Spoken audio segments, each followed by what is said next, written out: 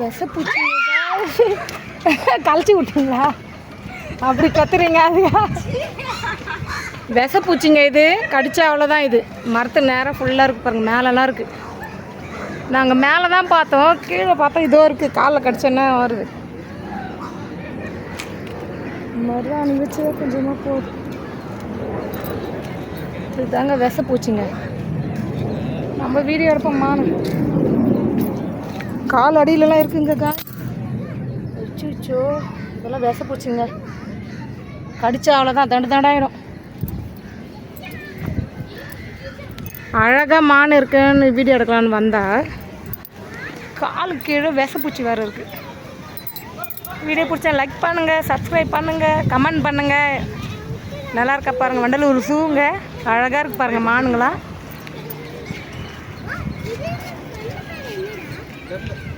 அது தூரம் போய்டும். அது விஷப்பூச்சியாம்.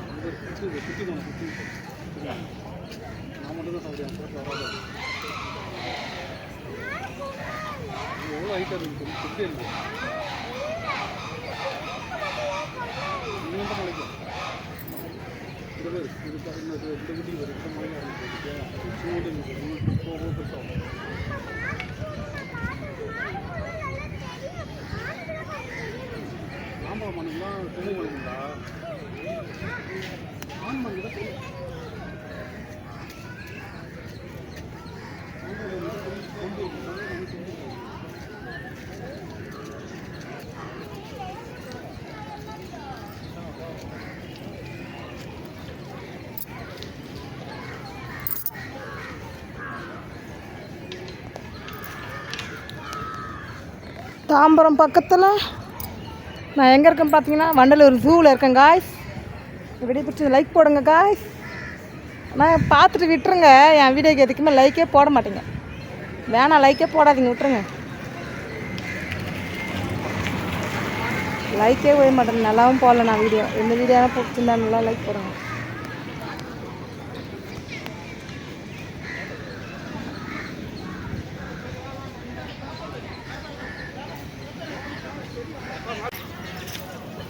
உள்ளே இருக்காங்க பாருங்க நிறைய பேர்.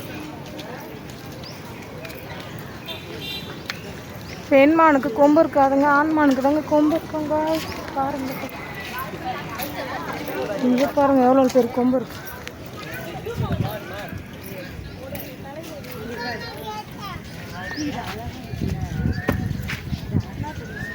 இது அதை விட பெருசாக இருக்குது. அங்கே பார்த்தது கொஞ்சம் சின்னதாக இருந்தது.